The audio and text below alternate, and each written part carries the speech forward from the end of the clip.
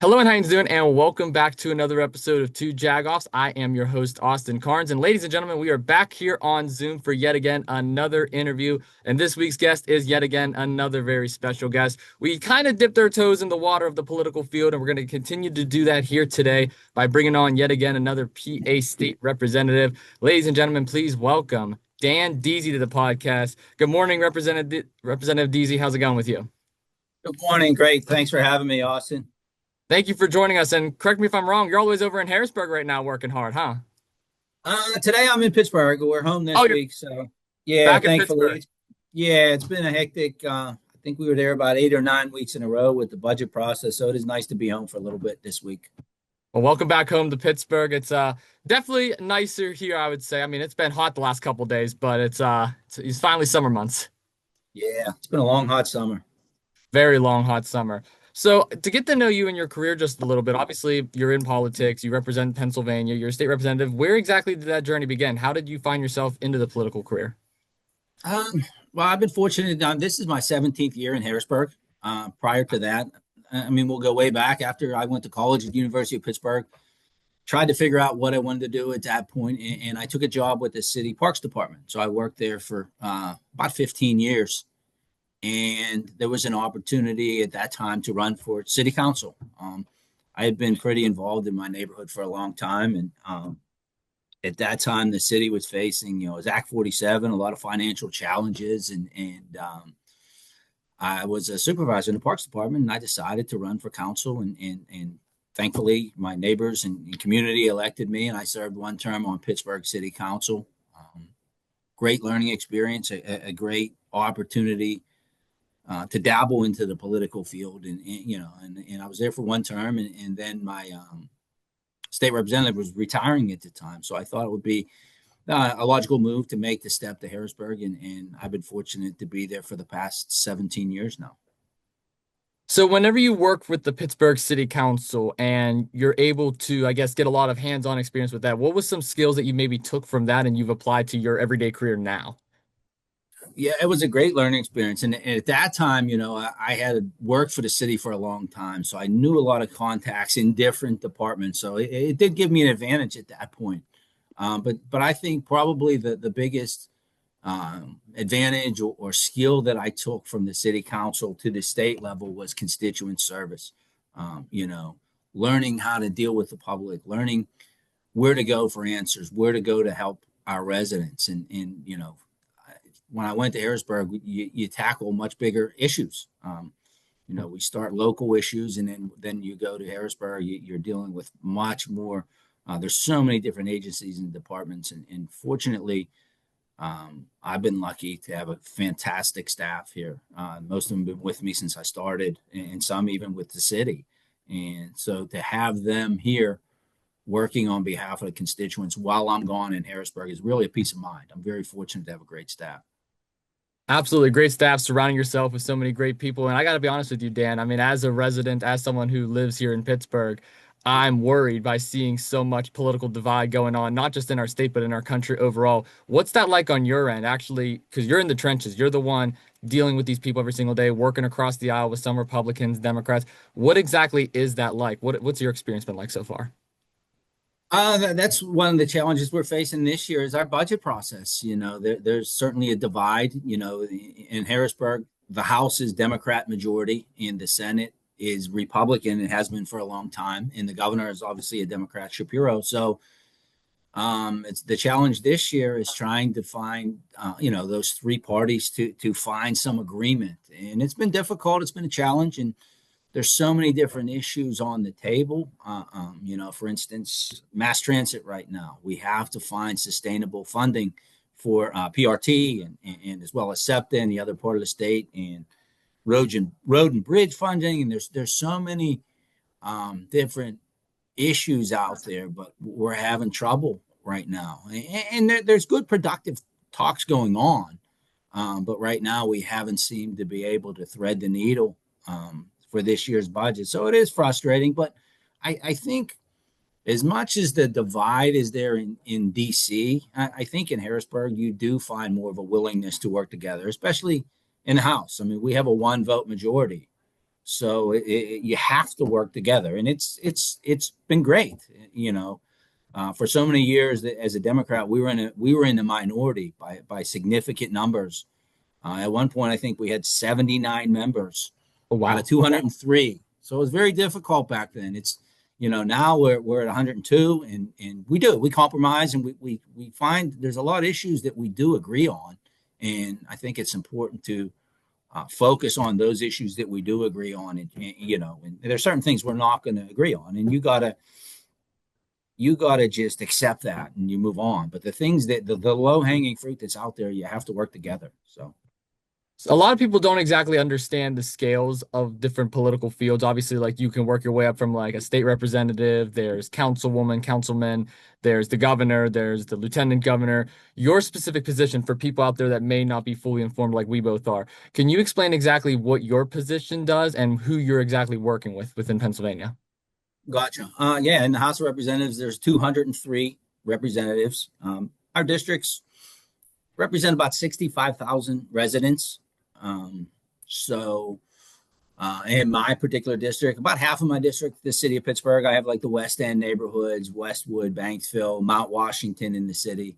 And I have some suburban areas, Scott, Green Tree, Crafton, Ingram, Thornburg, Heidelberg, Roslyn Farms. So it's about 50-50, city and suburban. But our issue, our main focus of our job is budget. We work on the state budget, $50 billion process out there, and there's so many different agencies. We fund the local school districts, as I said, transportation issues. There's healthcare involved, and there's senior issues. There's so many different issues that we tackle at the state level. But and it's difficult because, as I said, you have the Senate is Republican, the House is Democrat, so you have to find some common ground on issues. So it can be a challenge sometimes, but it is a great job. It's a rewarding job. We help a lot of people. Probably one of the biggest rewarding part about the job for me personally is every year our numbers come out, and we're in the top 3 or 4 in the state for constituent service in my office. That's incredible. That's actually Yeah, really we cool. do. We do. Like we have volunteers in my office that come in the winter and provide free tax service for seniors. Oh, So wow. we do 500 tax returns for free. A lot of these seniors can't afford to go and get their taxes done. And we're fortunate to have a great crew that comes in and does that. So as frustrating as it can be in Harrisburg with the political divide, knowing that we're serving the residents here back home makes this a very rewarding job. I can only imagine what that feels like too, like knowing that you're helping so many people out there and knowing that you're putting yourself out there just to fight for what's better and fight for what you believe is right. That's truly admirable. Mm-hmm. So you brought up the PRT, which actually intrigues me because I'm a student at Point Park University. I'm going for sports communications, which is why I have this very podcast. And I actually take the bus in every single day. I'm a commuter student. So the bus route recently changed, and this is something I actually talked about with my buddy Nick Brown on my other podcast. How exactly, I guess, did the transformation of the routes take place? Where did that story begin? The funding? Can you kind of explain to me like a little more deeper what exactly is going on with the PRT right now? Because there's so many people that have mixed emotions about it right now. Yeah, the PRT is facing some significant funding issues. Cost of things have gone up. Obviously, ridership has gone down. Through COVID, there's not as much in-person jobs downtown, but you still have there's still the same number of people that rely on that service, particularly seniors that don't drive. They need PRT to go to the doctor for their medical appointments or to go to the store and. Um, PRT has changed some routes and try to be more efficient and trying to adapt to the change in ridership. So they have done that. Um, but we need to make sure that they have adequate funding because, as you said, students, they rely on that. And if you're going to be a job center, an education center like we have here in Pittsburgh, great universities, you have to have transportation options for people. And it's pretty short sighted when I'll get people, I don't take the bus. I don't think we should be paying for this. But everybody's affected whether you take the bus or not. You have more traffic, on the road if people aren't taking the bus. You have parking. You're limited for parking downtown if everybody would suddenly drive tomorrow. So you have to take into account not just your own situation, but the community at large. And if you want to be a big city, you have to have transit. So it's something that's required, and Port Authority has done a great job trying to um, adapt their routes. So we have to make sure we do our part that they have funding to provide the necessary service. So um, it's just been a challenge, but hopefully we're able to figure out a solution for that. Yeah, of course, and it's certainly been a challenge. And I guess from your end of the scale, what advice would you give to people out there that are worried about this or are fearful that their routes may be affected or their buses may be delayed or stuff like that? What advice would you give to them? Call your local official. There's been a number of public hearings and to give people the opportunity to speak up about how vital transit is for in their life. So yeah, you have to. And I do think your generation, the younger generation. I get a lot of emails. I do a lot of students. So they're pretty active and engaging with their officials. I will say that much more with the younger generation.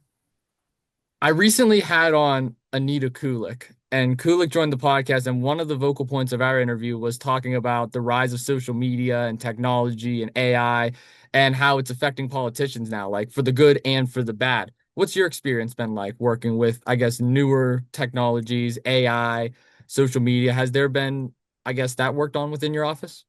Yeah, it's changed quite a bit, and obviously, I'm the older guy now. I've been around a long time, and I was pretty resistant to a lot of that in the beginning, but you have to. At this point, if you want to communicate effectively with your constituents, you have to have those platforms. So, yeah, we do what we have to from a social media standpoint, but yeah, it's been a learning curve, but it's also been an eye opener, and it's a great way to keep up with what's going on in the community. So you have to adapt, and we've done that.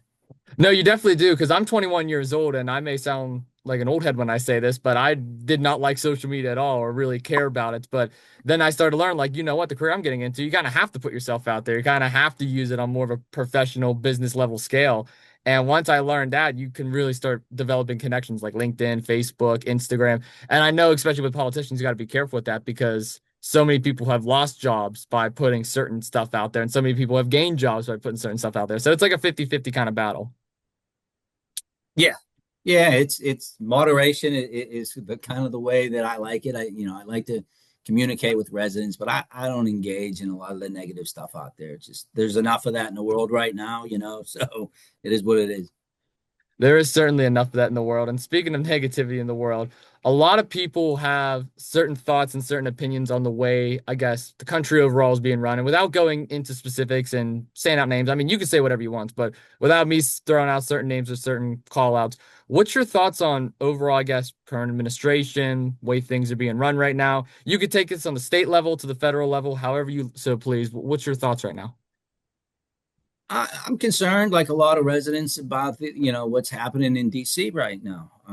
We have a lot of seniors in my district in particular, and a lot are concerned about the Medicaid and the cuts that are potentially out there at the federal level. And I think it's the uncertainty, more or less, that's out there. And anytime I engage with a lot of our residents, I hear that, especially, the healthcare aspect of things. What's going to happen to my benefits? And we Mhm. don't know those answers right now. So yeah, I'm concerned. And as we go through our state budget process, there's a lot of uncertainty of what money's going to be out there for programs. So yeah, it has a huge impact. Um, we did have a meeting. We met with our local representatives in DC with Chris Deluzio in Summerlee, the Allegheny delegation, probably about 2 months ago. And, they keep good communication with us. Certainly at the federal level, they're partners with us on a lot of projects. So, yeah, I'm concerned about some things that are happening there. So just have to see what happens. Of course, and again, especially as a student seeing a lot of the changes and stuff going on within our country, it definitely concerns me going forward. But something that I am proud of is having Josh Shapiro actually as our governor, because something that he promised whenever he got elected was helping and working with unions. And I know that off camera, me and you were talking about how you and my dad know each other pretty well. And my dad, he's one of the biggest union guys out there. What has it been like working with unions, and why is the union so important? Well, I've had a union background my whole life. My father was a teacher growing up, and as I said, I was worked for the city for 15 years. I was a member of the laborers union, AFSCME, the foreman's union there in the city. So I certainly recognize what unions do, and I wish more people would, because the history of the unions throughout the years, whether you've been in a union or not, you've benefited from their work. Weekends off, we take that for granted nowadays, a lot of people. And that wasn't always the case, overtime pay. And probably one of the most significant, advantages of unions is workplace safety. Yeah. You see the battles over the years to make sure at the end of the day, workers go home safely to their family. And that's important. So yeah, I mean, obviously, the work of the unions have helped build middle class, and we need to continue to work and expand unions to keep that class active. It seems like that middle class is shrinking, and we need to make sure that we find a way to get more folks involved in unions. And even in my work now, we do a lot of work. I'm the chair of the liquor committee, and Hmm. over the years when the Republicans were in the majority, there was a constant effort to privatize the LCB stores. And they're all union workers. 4,000 or 5,000 workers work in the liquor stores. They're a state asset. I've always fought to protect those stores. We will not privatize. Anytime under my watch, we need to make sure those stores are competitive. We need to make sure they're making money. We need to make sure their employees are doing well. So it's a good system for Pennsylvania. It's been a lot of work. I've been the chair for 7 years now, the liquor committee. Wow. So we have worked really hard to protect that asset and those union jobs. So I'm fighting for those union jobs every day.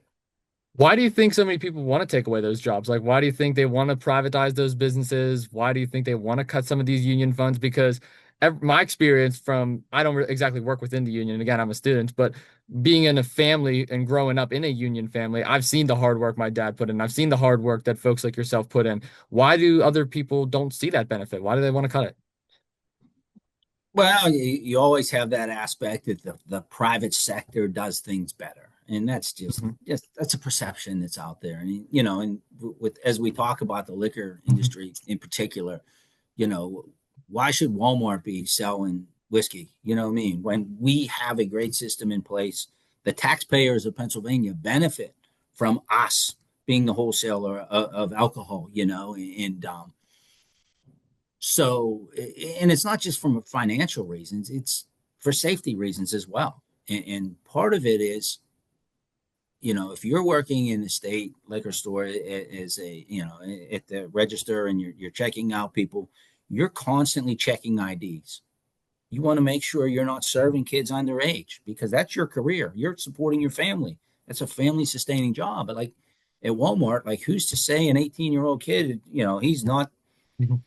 I don't want to pick on Walmart, but you know what I'm saying, at a facility such as that, where you have so many volume of customers, there's not as accountable, in my opinion, for enforcing the age restrictions that are out there. So I believe that's a big factor as well. I mean, I believe obviously there's financial reasons for the liquor stores to stay intact, but there's also safety reasons. Safety reasons, so many different reasons out there for it.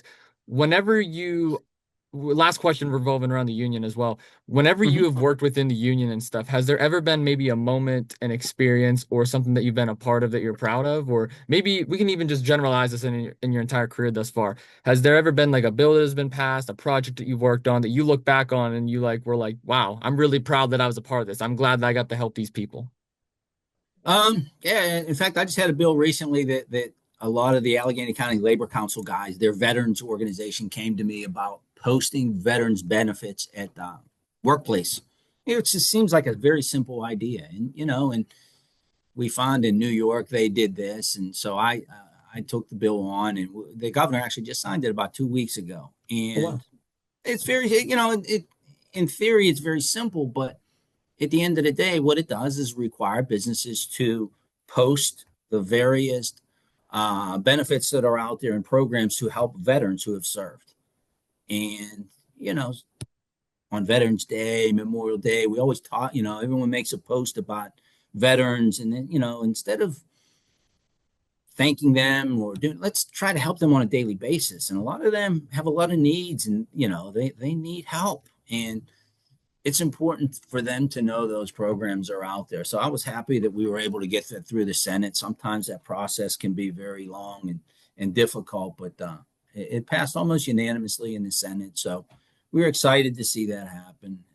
Again, in terms with union work, I would think being able to preserve the liquor stores and not privatize them over the past couple of years when we were deep in the minority and the Republicans really wanted to sell those off, we were able to hold ground and protect those jobs. So I was proud of that too over the past years.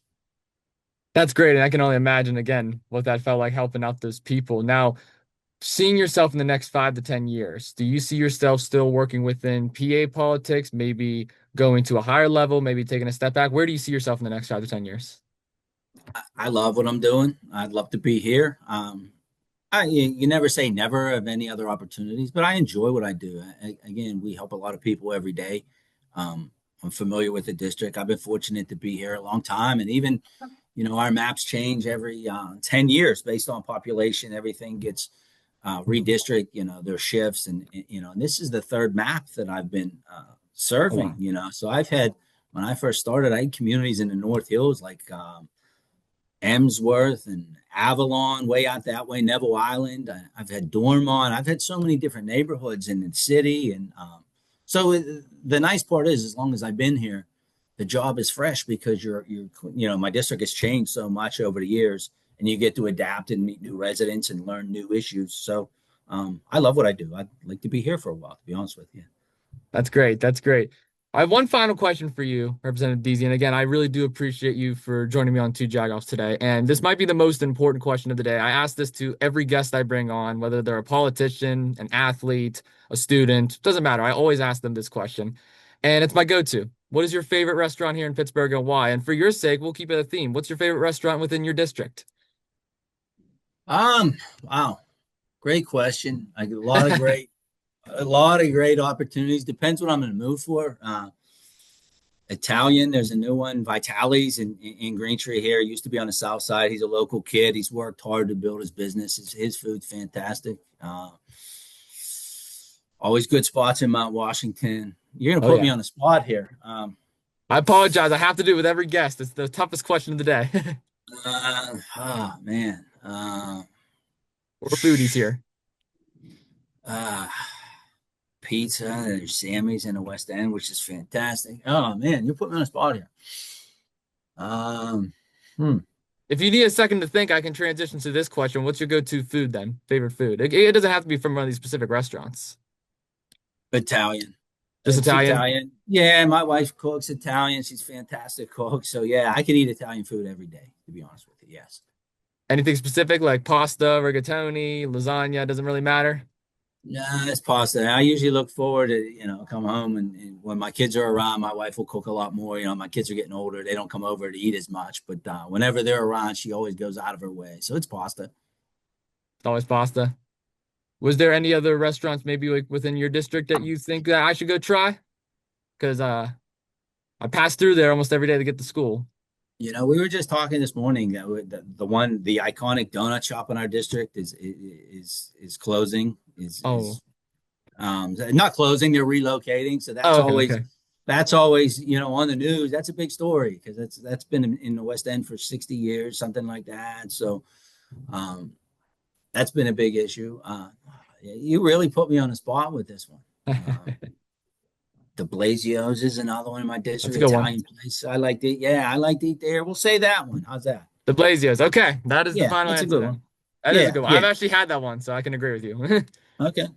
Awesome. Well, I do want to thank you again so much, Dan Deasy, for joining me here on the podcast today. I'm going to give you the floor. Did you have any final words that you want to leave with the listeners, residents of Pennsylvania, anything you would like to leave before we end off today's episode?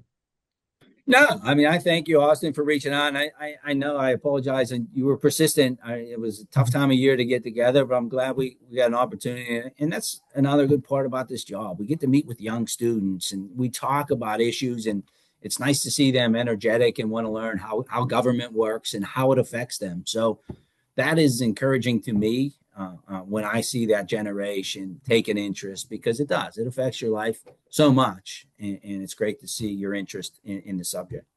Thank you. Thank you. And I do, and I again appreciate you joining me. And I'm sorry again if I was a little too persistent, but I had to lock in this interview. I saw your name. I was like, yeah, I got to get him in this month before things No, I know. And I will tell you this, it's a rare sight to see people my age. I don't want to take a shot at my generation, but it's a rare sight to see people my age actually reaching out and doing this kind of stuff. I've been fighting with my constituents every single day, being like, come on, guys, just reach out, do something. Like try and get involved. yeah, it certainly does make a difference. It does from our perspective. I can tell you that. For sure, for sure. Well, thank you again so much. And thank you all so much for tuning in. Until next time, we will see you in the next one. Peace.